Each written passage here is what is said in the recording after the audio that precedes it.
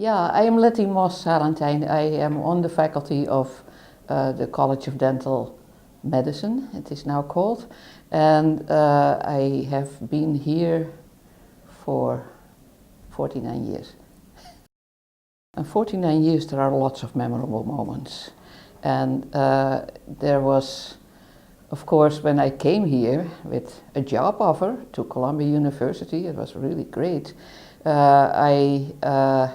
I came in June of 1968. Now, if you know the history of Columbia University, 1968 was not exactly a quiet moment. And my friends told me, go, it's a wonderful opportunity. And my parents said, are you sure you want to go? Because that place is really in a revolution. So I came with mixed feelings. But the moment I came, and this is really something that makes Columbia so unique, I found myself in a department that was filled with people whose name I knew from the literature, but I'd never met. And all of a sudden, they were all real people that surrounded me and gave me a lot of their knowledge and their experience. And that was something for a young academician that was priceless. There were no female members of the faculty at that time. I was the only one. There was a program in dental hygiene with a couple of female professors in that particular program, but we didn't really much talk to each other. But in the actual faculty of the school, there was only one female, me. And there was only one female in the first class I taught. Subsequently, there was no female in the class I taught. So it was a very different place at that time. Well, it is the increase in the diversity. It is the all of a sudden, and I don't remember exactly when this happened, the increase of females in the class, which is now close to 50%. The change from white males basically to this mixture of interesting people from all over the world. I'm not going to say that. No, I'll let that go.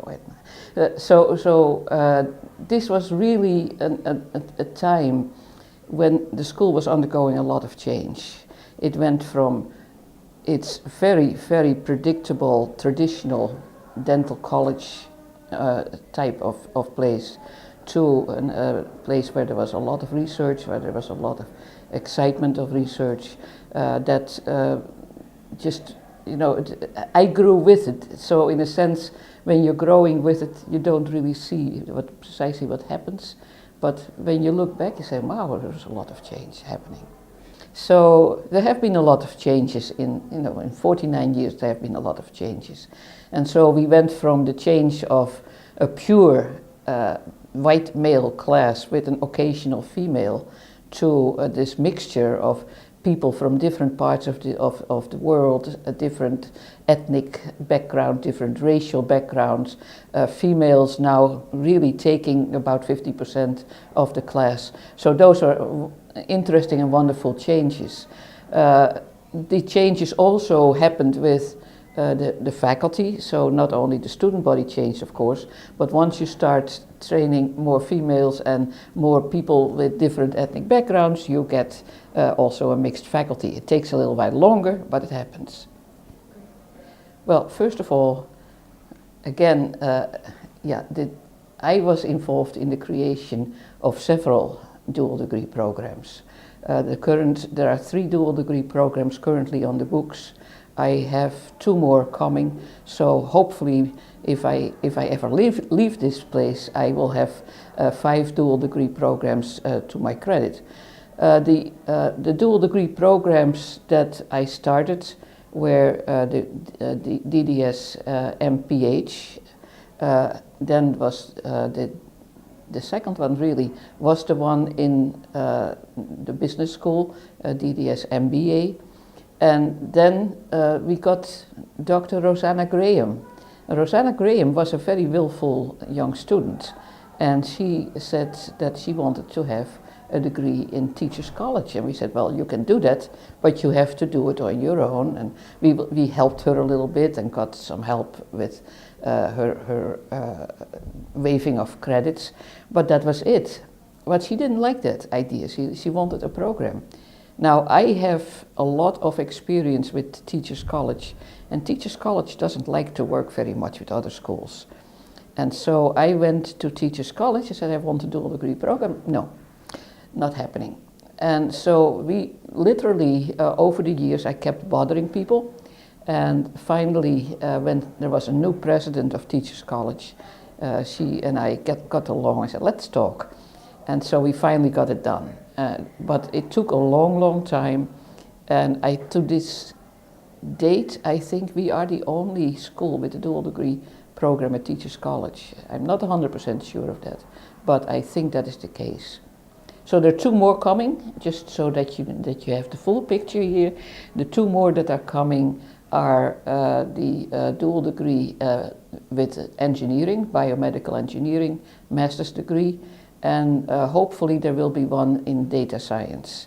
That is the latest one that I wanted to do. When you do that, when you get dual degree programs, you must get students to become interested and to start doing that. Because the dual degree programs that don't have students applying to it, they die. And that is something that I'm very concerned about. Okay, dual degree programs are important in the education of the dentists that we hope to graduate. And the dual degree programs that we currently have on the books, the DDS MBA, the DDS MPH, and the DDS MA with Teachers College, give the students, in addition to their dental skills and their dental abilities, the ability to bridge the gap with other professions. And so you don't need a whole lot of them. You need MBAs if you are going to get people to start talking about the need for the need to get insurance companies to provide coverage for dental care. For large medical centers, you could use somebody with an MBA in addition to the DDS. MPH, if you can talk about a single patient, you should be able to talk also about population. So that's a little easier to understand. The DDS MA with the Teachers College gave us people who are interested in teaching and becoming academic leaders in the dental profession. And they need the background that the Teachers College can provide. So my biggest contribution, I hope, is still being done. That is the job that the current dean has given me in curriculum innovation. And I have a wonderful time thinking about the future of dental education and thinking about ways to improve the curriculum in that particular area. So I think hopefully what I leave behind mostly is the innovation, in addition to what I have done for my own course, which I'm very proud of, and I have left behind enough so that people can work with it after I'm no longer here, but I hope to have done more for the other areas of the curriculum as well. The school needs to go to the forefront of dental education. If we say we want to establish a large number of graduates that can provide dental care, and then I say that's not what our school should be. We should provide the thinkers, the people who are moving the profession, the people who give value added material to the profession. And so we have to have people that can think about education, can think about the role of the profession in the community, can think about any number of things that are not even on the charts yet.